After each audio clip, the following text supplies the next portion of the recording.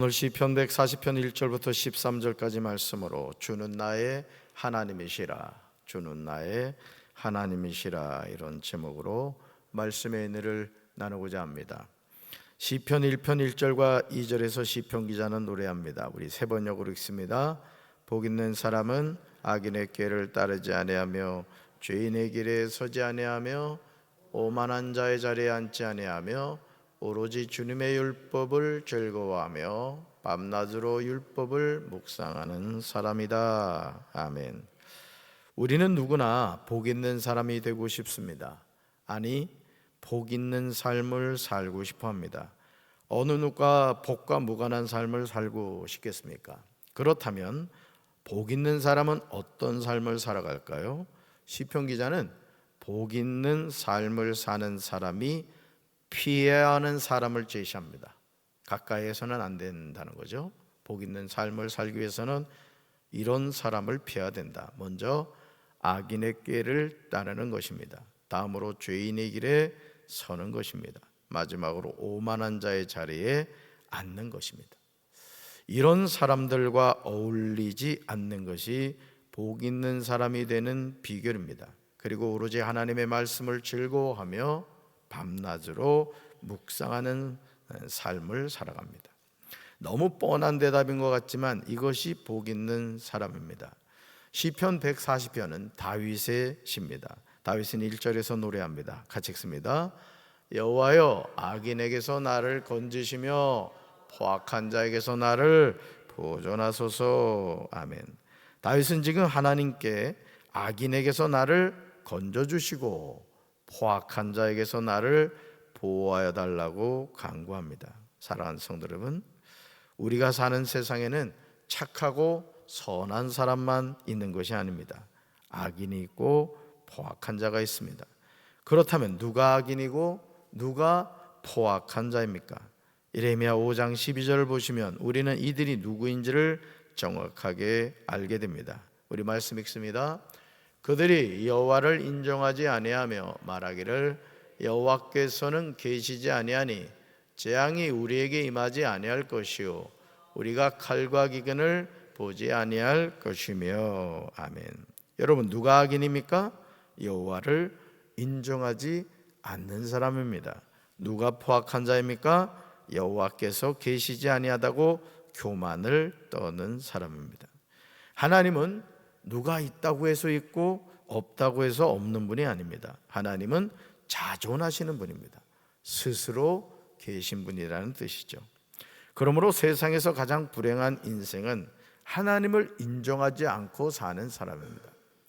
여러분, 우리가 이 세상을 살면서 우리도 육의 눈을 가지고 있는데 여러분, 하나님을 육의 눈으로 본 사람이 없단 말이에요. 여러분도 누군가를 통해 복음을 듣게 되었고, 하나님이란 분이 계시구나, 내가 그 하나님을 믿어야 되는구나, 어느 순간 깨닫게 되었다고요. 은혜인 줄로 믿습니다. 그런데 지금도 그 은혜 밖에 있는 사람들이 있다고요. 또 실제로는 그 은혜의 자리로 왔음에도 불구하고 그 은혜를 지키지 못하고 은혜 자리를 스스로 박차고 나간 그런 이들도 많다는 것이죠. 하나님을 부인하고 살아가는 사람, 하나님을 인정하지 않고 살아가는 사람이 가장 불행한 인생이라는 거죠. 그러기에 이들은 마음속으로요, 악을 꾀하고 싸우기 위하여 매일 모입니다. 시편 140편 3절에서 다윗은 이들의 모습을 고발하고 있습니다. 말씀 같이 읽습니다. 뱀처럼 날카롭게 혀를 버린 그들은 입술 아래에는 독사의 독을 품고 있습니다. 셀라. 아멘. 얼마나 사악한 모습입니까? 악인들의 혀는 뱀의 혀처럼 날카롭습니다. 독사의 독이 그들의 입술에 있다는 거죠. 여러분, 독은 어떻게 돼요? 독을 먹으면 어떻게 돼요? 죽습니다. 독사에게 물리면 어떻게 되죠? 죽게 됩니다. 그 독을 제거하지 않으면. 그런데 악인들의 입술에 뭐가 있다고요? 독이 있다는 게 독이. 다윗은 이런 자들로부터 자신을 지켜달라고 하나님께 간구하고 있습니다. 여러분도 항상 기도하시기 바랍니다. 주여, 나를 악인들로부터 지켜 주시옵소서. 오늘 우리도 이런 기도를 하며 살아야 됩니다. 나를 악한 자들의 손에서 지켜 주옵소서. 나를 폭력을 저지르는 자들로부터 보호해 주옵소서. 그들은 내가 넘어지도록 남이 모르게 나쁜 일을 꾸미는 사람들입니다. 사랑하는 성도 여러분, 하나님의 자녀는요, 하나님의 도우심이 없이는 살 수가 없습니다. 하나님이 지켜주셔야 우리는 하루를 살아갑니다. 내 인간 능력으로 살아가려고 하면 우리는 넘어지게 되죠. 이런저런 일로 시험에 빠지게 됩니다. 그러므로 우리는 영적으로 깨어 있어야 될 줄로 믿습니다. 내 힘으로 살아가는 인생이 아니에요, 여러분. 병원에 가보면 여러분, 우리보다도 젊은 사람도 있고 우리보다도 똑똑한 사람도 있고 우리보다도 잘난 사람들이 있다고요. 그러니까 오늘 우리가 이렇게 평범하게 하루를 살아가는 것이 너무나 당연한 것 같지만 당연한 것이 아니죠. 아멘. 두 다리로 걸어서 하나님 앞에 나와 예배 드리시다는 거 너무너무 감사한 거예요. 하나님을 인정하지 않는 교만한 자가 하는 일이 무엇입니까? 다윗을 해하려고 올무와 줄을 놓습니다. 길 곁에 그물을 치며 함정을 둡니다. 원수 마귀는 우는 사자같이 삼킬 자를 찾고 있습니다. 그럼에도 우리는 자꾸 넘어지죠. 마귀에게 미혹을 당합니다. 분명히 이건 하나님이 기뻐하시는 일이 아니고 이거는 성령님이 하시는 일이 아니라는 것을 알면서도 마귀에게 붙잡혀 마귀의 종노릇을 한다는 것이죠. 영적으로 분별하게 되길 주님의 이름으로 축원합니다. 하나님의 자녀는 성령께서 깨닫게 해주신다고요. 이것은 해야 될 말이고 하지 말아야 될 말인지, 이것은 해야 되는 행동이고 하지 말아야 될 행동인지 안다고요. 알려주신다고요. 근데 자꾸 그 경계를 넘어버리는 거예요. 여러분, 사울왕이 하나님의 말씀에 불순종했을 때 어떻게 됐어요? 버림받았습니다. 하나님의 영이 떠나고 악령의 지배를 받았어요. 여러분, 우리는 성령의 이끄심을 받아야 될 줄로 믿습니다. 성령님이 함께해 주셔야 될 줄로 믿습니다. 하나님의 자녀는 기도하지 않고는 살아갈 방법이 없어요. 우리는 이것을 깨달아야 됩니다. 매일 매순간 하나님의 선하신 도우심을 구해야 될 줄로 믿습니다. 하나님께 살려달라고 부르짖어야 됩니다. 따라합시다. 하나님 살려주세요. 어떻게 하라 그랬어요? 항복했다네요. 항복. 하나님 살려주세요. 저 항복이에요. 하나님만이 저를 살려줄 수 있어요. 부르짖어야 되는 거예요. 그렇게 할 때 좋으신 하나님 우리를 살려주실 줄로 믿습니다. 시편 140편 6절에서 다윗은 하나님께 간절하게 기도합니다. 여러분 암송하셔야 될 말씀이에요. 같이 읽습니다. 내가 여호와께 말하기를 주는 나의 하나님이시니 여호와여 나의 간구하는 소리에 귀를 기울이소서 하였나이다. 아멘. 다윗은 고백합니다. 주는 나의 하나님이십니다. 여러분, 하나님이 누구 하나님? 나의 하나님, 나의 하나님. 여호와여 나의 간구하는 소리에 귀를 기울이소서. 얼마나 당당합니까? 뭔 얘기예요? 하나님, 내가 기도하는 거에 관심을 갖고 잘 들어달라는 거예요. 마치 자녀들이 아빠한테 아빠 나하고 약속한 선물 알지? 우리 이내는 생일 지나서 선물 받고 나면 다음에 선물을 벌써 얘기를 합니다. 여러분, 근데요 그 얘기를 허투루 못 듣게 되더라고요. 벌써 이게 그냥 입력이 돼가지고 다음에는 또 이렇게 뜯기게 되는구나, 그렇게 알게. 여러분, 우리도 하나님 앞에 자꾸 간구하는 소리가 들리게 돼야 되는 거예요. 여러분, 들리게 하려면 어떻게 해야 돼요? 우물우물하면 안 돼요. 아주 큰일 난 것처럼 얘기해야 된다고요. 그러니까 부르짖어야 되는 거예요. 부르짖어야 돼요. 할렐루야. 식당에서도 큰 소리로 하는 사람이 주문이 빨리 됩니다. 얼마나 당당합니까? 여호와여 나의 간구하는 소리에 귀를 기울이소서. 왜 이렇게 외칠 수가 있죠? 하나님의 자녀이기 때문에 그런 겁니다. 이웃집에가 와서 목사님 저에게 이렇게 해주십시오 하면 제가 해주겠어요? 네 엄마한테 가라 이렇게 얘기할 거 아닙니까? 자녀이기 때문에 해주는 거죠. 이렇게 구하는 겁니다. 일상의 삶에서 주님이 나의 하나님이심을 알고 살아야 돼요. 여러분, 우리 하나님은요 이웃집 아저씨가 아니라고요. 우리 하나님 어떤 분이에요?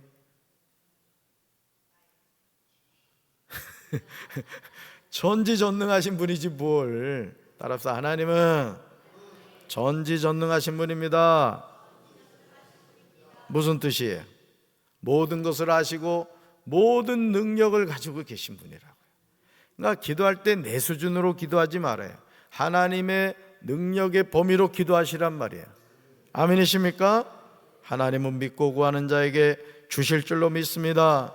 하나님은 나의 간구하는 소리에 귀를 기울이시는 분임을 믿어야 돼요.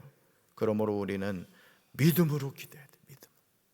이루어진 것으로 믿고 응답하신 것을 믿고 간구하는 거라고요. 아멘이십니까? 다윗은 7절에서 믿음으로 당당하게 고백합니다. 우리 세 번역으로 읽습니다. 내 구원의 힘이신 주 하나님, 전쟁을 하는 날에 주님께서 내 머리에 투구를 씌워 보호해 주셨습니다. 아멘. 하나님의 사람인 다윗은 수많은 전쟁을 했어요. 그런데 그 전쟁을 통하여 깨닫게 된 사실이 있습니다. 바로 그것이 전쟁을 하는 날에 하나님이 다윗의 머리에 투구를 씌워 보호해 주셨다는 사실. 하나님이 보호해 주심으로 다윗은 승리하게 된 겁니다. 여러분 오늘도 우리가요, 여러분 운전하시는 분들, 내가 운전 잘해서 뭐 안전사고 안 나는 것 같죠? 착각하지 마세요. 하나님이 운전대 잡아주시는 거라고요. 여러분 멀쩡하게 길 걸어가다가도 이상한 게 뚝 떨어가지고 맞아 죽는 사람이 있다니까. 여러분 우리가요, 이 살아가는 삶 자체가, 지금 우리가 이 새벽에 이렇게 새벽전환 예배를 드릴 수 있다는 것 자체가 은혜인 겁니다, 여러분. 다윗이 그걸 깨달은 거예요. 그 수많은 전쟁, 여러분 생각해봐요. 이 전쟁을 할 때 말이요, 수많은 화살이 막 날라와요. 지금이야 총알이 날아다니고 드론이 떠가지고 막 폭탄을 던지는 세대가 되었습니다마는, 여러분 다윗 당시의 전쟁이 뭐예요? 그냥 막 전쟁하면 화살 날라오지, 돌멩이 날라오지, 아니 어디서 어떻게 날아올지를 아냔 말이에요. 근데 하나님이 누굴 지켜주셨다? 다윗을 지켜주셨다. 뭘 씌워주셨다고요? 다윗의 머리에 투구를 씌워주셨다. 아멘. 그러므로 다윗은 조금도 주저하지 않고 믿음으로 고백합니다. 따라합시다. 내 구원의 힘이신 주 하나님, 내 구원의 힘이신 주 하나님. 얼마나 감사해요. 여러분들이 일평생 살아가면서 내 구원의 힘이신 주 하나님 감사합니다, 믿음으로 고백하며 사시라고. 이제껏 내가 산 것도 주님의 은혜라, 또 나를 장차 본향에 인도해 주시리. 여러분 잠깐 사는 거예요. 잠깐 감사하며 사시기 바래요. 행복하게 사시라고요. 자식들이 행복 갖다 주는 거 아니에요? 저도 결혼해서 이렇게 살아보니까요, 이게 그래요. 거시기에 진짜 부모에게 효도한다는 게요, 너무나 당연하고 해야 할 일인데, 진짜 저도 이렇게 결혼해 살아보니까요, 부모한테 손 안 벌려도 효도고, 그냥 살밤너드로 전화해가지고 산이 많이 이리지 않아도 효도인 거예요 진짜.